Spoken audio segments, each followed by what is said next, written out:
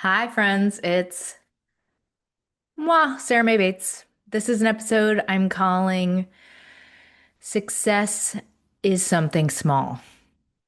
So, these are really tips for staying in what I would call a channel of focus on momentum, focusing on what you're doing right, focusing on moving forward and not on what's wrong. Really being able to appreciate life in like all moments, including the moments that you're in like a heavy state of exertion where you're giving yourself like a lot of stress, but you're moving through it and knowing that you're doing it for a really good reason. I think in the moments like that, it's we can have what I'll call like an awareness snap where we can recall a higher bar or a higher set of resources and say to ourselves, like, oh, yeah, I'm 100% capable of this and more. And this is actually an okay state to be in. Like a level of endurance where we're like, we think, oh, I can't do it. Oh, I'm struggling. I'm suffering. And like, I shouldn't be doing this. This isn't worth it.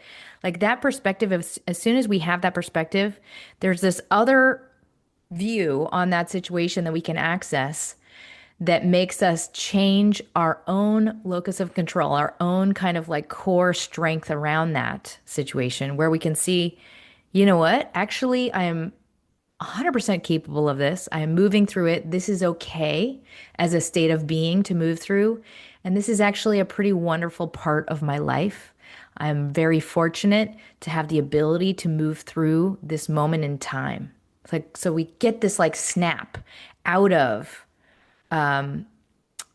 whatever struggle and being put upon and being on the back foot to, I'm at the wheel and I am being successful in moving through this hardship or this struggle or this stress. I think I've gotten that perspective mainly from being able to recognize what past generations have been through and kind of like the normal state of endurance that a person had to move through in a time with fewer amenities, fewer resources, a lesser form of infrastructure. And I also have been just recognizing it based on being really immersed in like the lives of, I've been studying athletes recently, people who are excellent in their, like the best in the world in their sport. And what I've really been focused on is this concept of conditioning your mind, building momentum. And a lot of what we forget in just being in a routine or going through like whatever random job we're moving through in the day to day is like we start to think of our life as only about a destination and only about an end product versus the day to day and how we approach a single day. A lot of life, a lot of success in life happens in our micro changes, in the little tweaks we make, in the wins we have as we move through a single day. Life is always giving us great opportunity for growth, and we are always increasing our endurance. We're always increasing our momentum, our potential. And if we can approach our day with intentionality and have that perspective, like really curate and reset our perspective toward I am an athlete. I am in my own field. I'm my own version of my athlete. I am honing my craft. I'm honing my skills. I am improving. I'm increasing my momentum. It's like we start to take on our own source of energy. Like we self fuel. We start to get kind of a running start if we just tweak our perspective, if that made any sense. So, net, remember to curate the gifts embedded in times of your life, even ones that feel like they're the in between days. And just recall that, like, you are growing every single day. And how we approach this recipe that is today, we are changing. We are growing. We're growing better. Our sum is increasing. And I think in these times, like when we're moving through things that feel foreign or unusual or unpredictable, We start to feel like that fearful sense of something's wrong. I shouldn't be doing this. This is dangerous. I should retreat to sameness. And in that moment, we can tweak what I'll call like the flex of your core muscle. Like if you've ever been on a surfboard or on a balance board, there's this kind of like core strength that emanates out to your limbs where you feel like I am orchestrating this balance. I am the one that is keeping myself in the middle. I'm the one that is doing this dance of counterbalancing. And we can do that in our own psyche and really think of ourselves as at the helm of this ship that is our life, even in moments of overwhelm. It's just a tweak of perspective. We have to really curate that our mind and that I got this. I got this. I'm doing it. I'm doing it. Train our mind, our body, our spirit as we are on the path. And remember that like the path is and should be joyful. It can be joyful. We just have to remember to look at it that way versus I'm just trying to get to that point. I'm just trying to traverse to the end of the day. So it is our process that can become excellent, not just the end result. And by excellent, I mean joyful, I mean connected, fulfilled, expanded, fully savored, whatever the qualities are that you're seeking in your own life. Growth is a goal we must hold with consistency. It's really easy to go unconscious and it's really easy to just end up being automated and going through the motions of a routine that is kind of prescribed to us. And so if we always remember that growth makes us happy, it makes us feel rewarded, it makes us feel alive, then we can build momentum around just the process of growing, continuously growing. And for me, I never had, as a young person, I never had really momentum. I feel like the majority of my young adult life was like just going unconscious, trying to go unconscious and trying to traverse life. And I lost that drive because of series of traumas and events, but I really had to regrow momentum from scratch. And I had to do it in a tiny, tiny increment at a time because to overcome being completely static or unconscious or turned off deliberately, it's like you have to build, yes, you have to get a running start. And momentum is something we build through just choosing not to break our own promises to ourselves one day at a time. We say instead of, meh, it's okay, it doesn't matter. Meh, it's okay to slide. I know what I'm gonna do. I'm just gonna lapse in my commitment and that's totally what I'll do. Like when we have those unconscious kind of thoughts of like, I surrender, I'm gonna be lazy, that's what reinforces a sense of powerlessness. So it's in those little tiny micro decisions that our momentum is created or not created.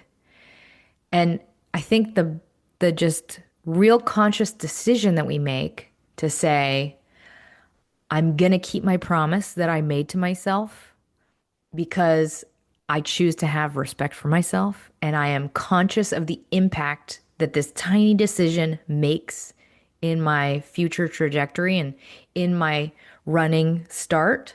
Like that little tiny just mental auto response is kind of the difference between growth and not growth, you know? The thoughts of the person that I was when I was, I guess, like high school all through college, I was really afraid of committing to anything and of committing to change, to looking at problems. I just really didn't even want to look because that meant I would have to lose my freedom to be lazy or to be a mess or to be dysfunctional. And to start to commit to anything felt like a threat. It felt like dangerous. In my own mind, I thought, no, I can't. I'm going to choose to not commit to anything because what if I actually have to change and I don't want that? I don't want to lose my freedom. That's a false belief, though. That's a false response to fear of uncertainty. And really, what I'm not recognizing in that negotiation is I'm actively choosing something that makes me very unhappy and live as if I'm dead, you know? So this thought process related to things like exercise, it related to things like drinking, it related to things like smoking, it related to anything that I would possibly not be able to do every day. And therefore to confront anything felt impossible. It felt like a trap. Like it would make me feel claustrophobic to even entertain the idea of seeking out change. And if you can see that as a condition in your life, like I'm afraid to look at taking responsibility for anything. You can see that as a condition that seeps into all chambers of your life. It'll affect all other areas of your life and reduce you on an energetic level, and on a potential level. It's like there becomes this deep itch at the base of your psyche. Like, it's like if that sounds true for you at all, it's likely bothering you and it's likely haunting you. And that's a good thing. It's a good sign. Don't freak out because that's a sign of change that is on its way to being born. It's a truth that is trying to be known. And if we react with openness, it will inform itself. The truth will inform itself. The energy, when it's fanned with just simple openness and curiosity and not fear, it will find a way forward. We just have to be open to hearing it and validating it and knowing it, allow it to come forth in our present mind. So today, who I am, the thoughts of my person today, I'm now in the inverse energy where I have a thirst for growth. Like I'm in a running, sprinting toward excellence and momentum kind of state. And if anything, I lean toward overdoing it, which is something I now have to be conscious of and temper. It's like I do too much in many ways. So I'm like, I have to like be like, do I have to take a chill pill for a little while? Do I have to like take a break? And the path to get to this state of being, in just a natural state of being, was purely built on building momentum and seeing how other chemicals that are kind of released in my body affected my energy level. Like cornerstone things like not smoking or exercise have dramatically increased my energy level. But past that, there are other chemical factors that grow your motivation. And for us to start those patterns of just committing to ourselves, making promises to ourselves, and then keeping those promises, even tiny, tiny ones, that pattern consistently held builds momentum and it helps us really learn to trust ourselves. And that's why it's really important that we make our promises to ourselves unbreakable, unbreakable by us and unbreakable by anybody else. We have to protect those because nobody else will. It's only up to us to have those rules that we say, this is for me and this is what I'm going to do, and then watch ourselves follow through. And I'm talking like the tiny, tiny things, being consistent in that. So, with that, this episode is really just tools around kind of creating a sense of small, consistent change in our lives and really holding on to that locus of control and feeling empowered as we move through challenging times and or toward growth. But first, a brief word from our sponsors.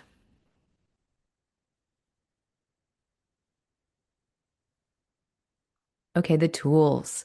So these are tools for, I would say, resetting your perspective on yourself, your path, and where you are headed, but also endurance. All right, the first tool is called This Too Is Normal. One thing that comes up for me sometimes when I'm in an uncharted territory in my life and I feel like overwhelmed and I feel like, what am I doing? What am I thinking? This was silly. I shouldn't have tried this. This too is normal. This feeling of being completely out of our league, of being completely overwhelmed, of feeling stupid, of feeling like I'm an amateur. I'm taking too many risks that are beyond what I've been told I'm good at. Whatever that situation is, like that is normal. That is a thing that a lot of people move through on a daily basis. That is an average experience for a lot of people.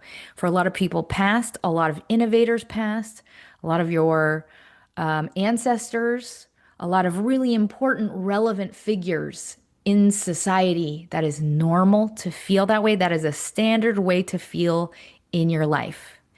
And people do impossible things all the time. They do them all the time. The feeling of hitting a wall and wanting to retreat, 100% average. So when you get into that feeling of, oh, I shouldn't have tried this, I should go back, I don't know what I'm doing, this is really scary. Remember, I'm in a place that is a well-tread path. I'm among many. I move through this, and then on the other side of it, it's now old to me. Now I've done it before. I know how to do it. I can teach others. If we don't go into this territory ever in our lives, we get into a kind of stagnated, routine of status quo. And we just start to see that status quo as like correct. This is the way it should be. This is the way it's always supposed to be. Everyone abides by these rules that I don't even know who created them. That's not necessarily good. That's not necessarily correct. It's kind of like a version ish of being dead in some ways because it's we're not changing. We're not growing. And if you are a person that's been through a lot of like really bad trauma and like you've had so much chaos in your life, like routine could be exactly what you need to heal right now. I'm not saying like go into stress. If you are a person that like needs this reset time, be in that reset time. But if you are a person who feels like, huh, I'm not really doing anything, I'm not really changing, that might be that little like inkling of a thought might be a sign that you are remembering you want to be fully activated, fully inspired, and just awareness is what is needed. All right, the next tool, another historical me. This is a really weird tool, but it was a kind of random exercise that I did that I invite you to do as well. Put into ChatGPT a person in a past era with a similar life description to yours, like a person that would be like the you of 300 years ago, and just contextual to the time, see what their day would be. And for me, it was kind of like a romantic and also inspiring list or description or narrative of how much a person can do every single day and how that can be a baseline that is normal. And I think like a lot of the activities are based on, they're inspired by survival and it's a lot more labor, but it's also like, oh yeah, I'm a reminder, I'm 100% capable of doing what I'm doing. And if I need to like soothe my nervous system time to time, like do that, but like don't forget like you have this. You can do this. All right, the next tool, the secret sauce or just go. So I was just thinking back into the time of like trying to create change and trying to create momentum when I didn't have any. And I think there were two really key things in that recipe. One is having a default positivity set point, like by training your mind, like journaling. I think doing gratitudes in our journal is just really, really important mind conditioning so that when something bad happens or when you have a challenge, your brain defaults to the most positive definition of that thing. My mind defaults to the most positive definition constantly, which means that I'm activated and I'm following growth and positivity and potential versus previously I've gotten into modes where my brain is like, oh, can you believe this? And then your energy is just suctioned into that negativity and it's halted. So conditioning your mind toward positivity, like literally doing a list of gratitudes every single day. So your brain defaults to that. And then the second thing is making really small and consistent commitments every single day that you keep. and having a default plan for if you misstep. So a workaround in the way you misstep. So the baseline of positive thinking, key. And then also in that moment of keeping a small promise, like pushing, as you're pushing yourself in any direction of positive change, just being able to stick to it. And in the moment, I used to be the type of person that like kind of had that little like, I'm about to give up. I'm about to walk away from this thing. It's like that little like millisecond negotiation that your brain goes through where it'd be like, maybe I'm just going to decide I'm lazy today. I'm going to call that the lazy monster. The antidote to that I use every single day today is I just go. I just go. I don't allow my brain to even think about it. I just spring into action before I've had a chance to negotiate it because I know that lazy monster is going to attack. So, quite literally, if I feel like a slight tingling of ambivalence around something, like I kind of don't want to do this, I run toward doing it instantly because I'm like so afraid that I might talk myself out of it. And I do that even in situations when I'm like, I don't have access to the thing that I want to do. Instead, I'll just throw myself into something that allows me to be in an act that is positive, whether that's like meditation or breathing exercises, like fill in the blanks, something that is going to take power and control out of your mind and give it to your being, your body. Hope that made sense. All right, next tool, make it right. This is, I guess, a mantra or a go-to. This is something I tell my kids. Sometimes my kids get really overwhelmed with guilt or shame. Like if they get in trouble, if they do something naughty and they go into like this response of like, I'm a bad person. They start to like control the feeling by being mad at themselves. And what I tell my kids in that moment, I think adults do the same thing.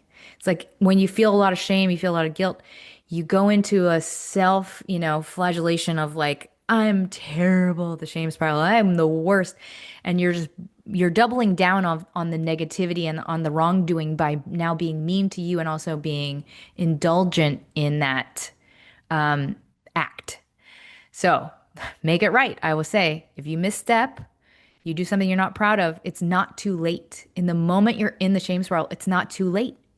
Make it right. Do something. Do one thing to make that right.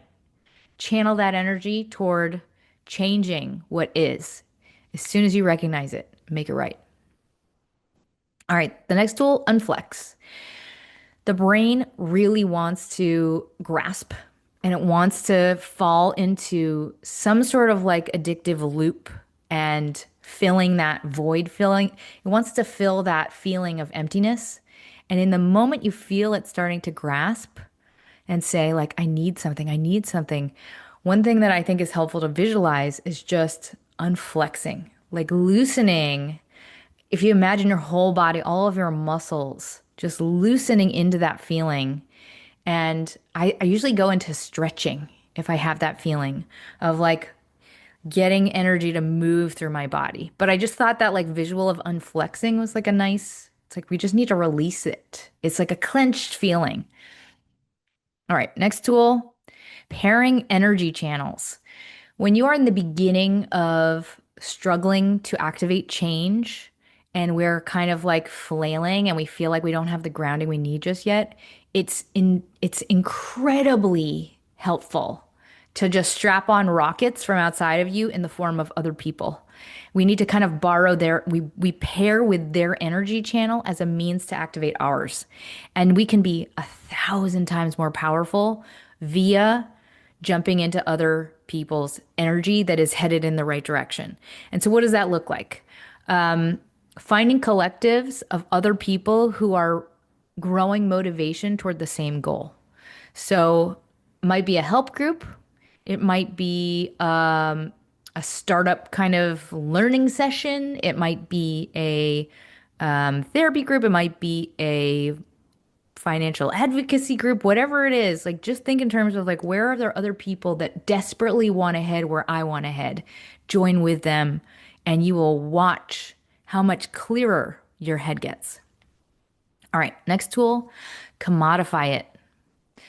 One thing that I notice with a lot of people is, and in myself sometimes, is like this feeling of self-blame if we don't choose a path that would have been more financially lucrative or legitimate based on other people's standards.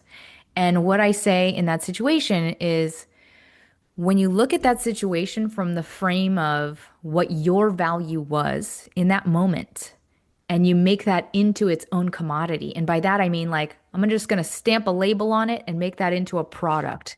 Now that thing is becoming a brand new car. Then it becomes 1,000 times more valuable. Like, you can't buy that thing. For example, like let's say you didn't choose to go to this really, really good college because you were going through emotional turmoil and you had to go to find yourself and you had to go through therapy because of the thing that happened.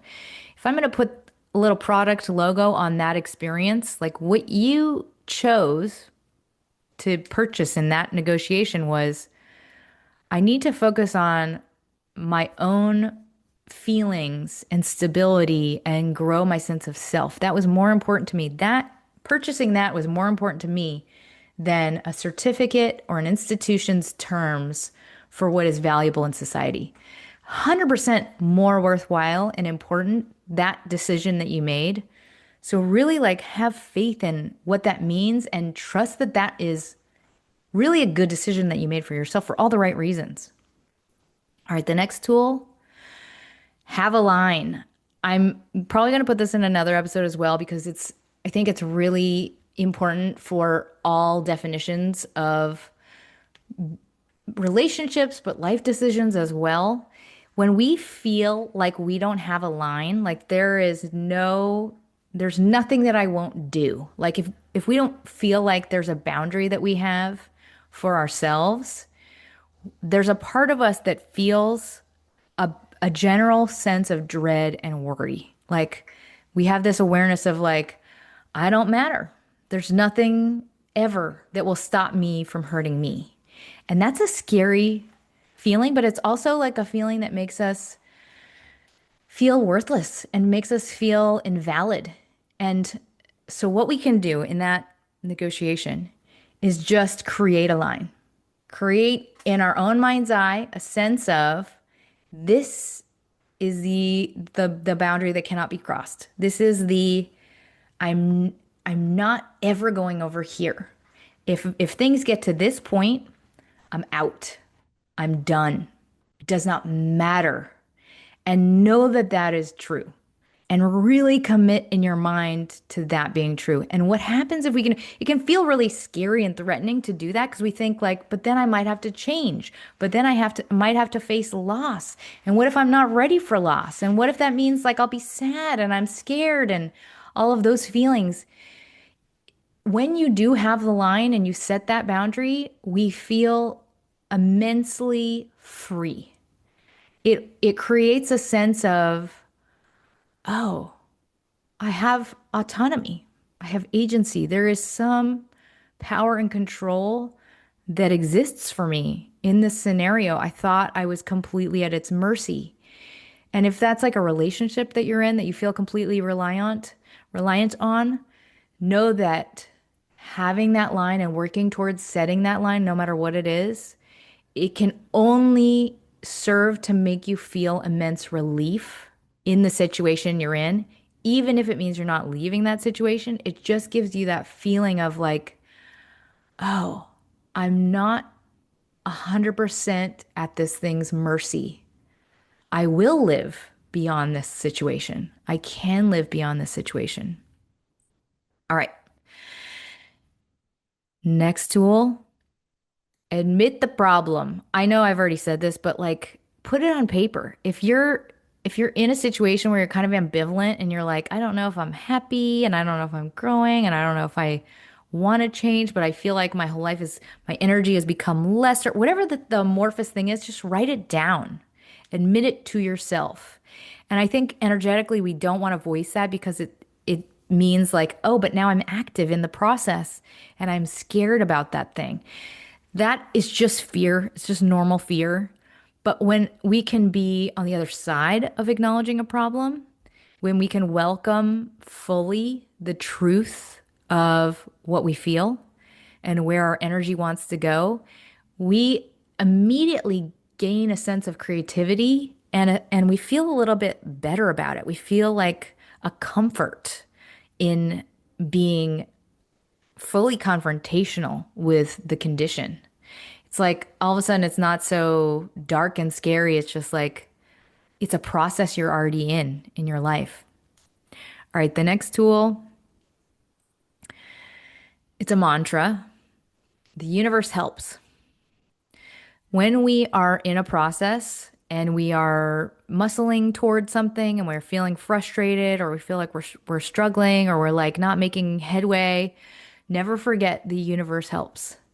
Your job is just to visualize what you want and add energy toward that goal. And things are being summoned around you. Things, energy is coalescing. Things will support you that you cannot possibly predict or control. Just focus on the thing you want. That's it. All right, the next tool, a journal prompt. The role you want wants you. So everybody is always in transition in regardless. You're always in transition because you're moving through a linear sense of time. And therefore, it's really important to have an idea of who you are aspiring to be. Like, really, just as a journal entry, I invite you to write about like, what is the role that you want? And know that that is already in your future timeline. It's being actualized by your energetic vision of that thing. So like think about like what inspires you, what lights you up, what makes you feel good, and really picture if it's a job or a relationship, really picture the thing you want and get clear on what it looks like. Get clear on what it is you're doing, what the place looks like, what the routine looks like, how you feel, the action you're doing. Like, really practice visualizing that thing. That's the first journal entry. I have a second journal entry for you, seeing success as something small. So, one thing I've recognized in my own life that is, I think, a helpful journal exercise is when your head hits record, and by that I mean the moments you can recognize that you're fully emotionally present, they are not the moments that you think they'll be. They're not the moments that you might put on a vision board necessarily. And I think so. This journal prompt is just to jot down and recognize the moments that were the most emotionally powerful for you in the last, let's say, 6 months. Like, what were the moments that you felt really embodied and present and invested? And you were like, wow, what a beautiful moment. What an incredible, beautiful, visceral, three-dimensional moment. All right. Next tool is a mantra. Compassion gives me strength. Compassion gives me strength. This is just a reminder to be kind to yourself, to be compassionate, to be very sweet and gentle with you as you move through life and through challenges and through growth. Like, really be able to make space for yourself to try and to fail and to try and to fail. And also be open to making plans for if your plan fails. So if you are moving through new territory, like just allow the space in your mind's eye to go through all potentialities. Like I've noticed that people who have very, very harsh, judgmental, rigid expectations of others are really, really hard on themselves. It's such a harsh and cruel way to approach yourself. It's like there's no room for being fallible, and like what a not nice way to live. So much of the work of life is healing our own, inner disappointments around ourselves and like learning to have compassion for ourselves. But so much of effective change is not just about being disciplined and working hard and bullying yourself into going through it. It's about being strong enough and brave enough to surrender and let go of control and let go of being perfect and let go of our expectations of ourselves of being perfect. Like being strong enough to be open to failure, being open to rejection, being open to asking for help, and really focusing on like what we have control over and working from a place of compassion. Because even if you are able to muscle your way to an outcome, it's much more difficult to maintain if it's all a hostage situation, if it's all based on threat to self. If you can really curate a working condition internally that is a place where everyone can be heard, like all the selves can come to the table and troubleshoot together. It's like when you curate self-trust, you have a much better shot at consistency because you know where you stand. You can predict all areas of you because you're really open to all areas of you. All right, the next tool, a weird one, the cloud floor. This is just like something that hit me while I was lying in a place in the backyard that I have not lay before, looking at the clouds and seeing an angle of the place that I don't normally see. It's just an exercise I invite you to do. Lie in a new spot that you haven't lay in before and look at the clouds as if they are the floor. And this is just an opportunity to see how new the world can look. Remember that newness exists. The world can be new at all stages of your life. You can see it as new if we remember to have the perspective that today is new. Today is full of possibility, is not the same as yesterday. All right. And the next tool, a simple phrase. So if you are a person who suffers from what I'll call the guilt affliction, like meaning you feel bad about not meeting other people's expectations, you feel bad not saying yes. First of all, just be aware of it. Be aware that that is a muscle that you can start to build because all change begins first with awareness. And just notice that little leak in your boat. Like that is drawing resources, it's drawing time, and ultimately it's creating a misalignment in your trajectory because you're not aligned with yourself. You're acting against yourself with your own actions. So it's kind of like walking with one leg that's dragging behind you. It's like you can't be effective if you're draining part of yourself and walking in a different direction with part of your body. So, a simple phrase, you can learn how to say no and set boundaries and maintain boundaries in a nice way that does not hurt others or give them bargaining or argument power. And I think for a lot of people, we feel like other people are in our heads, that they can read our thoughts, that they are disappointed in us, or we constantly fixate on what they're thinking and feeling. And that becomes like a squatter in your own mind. If that sounds true for you, this tool could have been just use ChatGPT.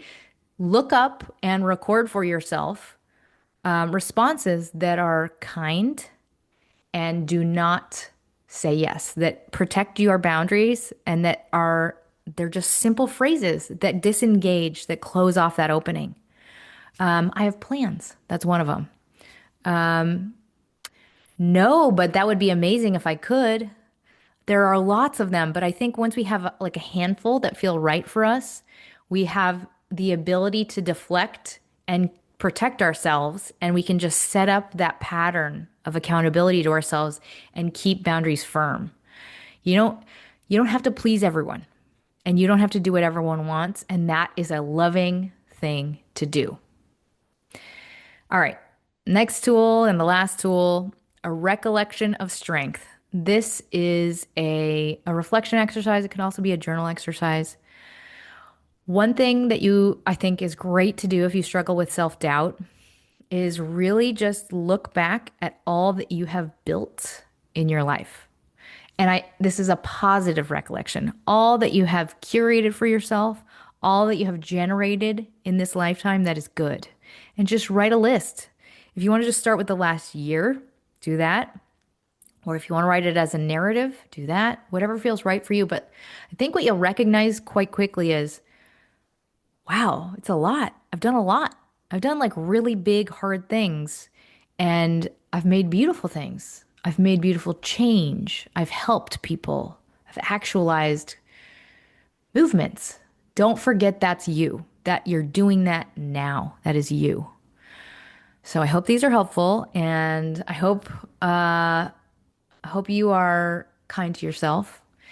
Before I close, I want to thank all my sponsors and all my patrons. And if anyone has the means, donations help the show immensely.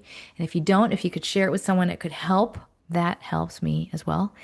And in closing, change is made from consistency and protecting our momentum, protecting that as sacred. All of the things that are for us are sacred. And when you are consistent and you make that momentum, it's something that becomes bigger than us. So don't be afraid to protect that. And just know that all of that starts with really small but consistent commitments that we say to ourselves, I promise. And we make it important and we keep the promise. And only we can do that. Only we can make priorities and commit to them and covet them like they are sacred. No one else will ever do that. It is our job to do that. And as soon as we let go of other people's expectations and we just commit to those things being equally important, things get easy. They get easy in just the simple, clean boundary. It's just getting over that hump of fear in ourselves of like, well, but it's not that important. I shouldn't take this away from this other thing. It is. It is because you say it is, because this is your life and this is time out of your life.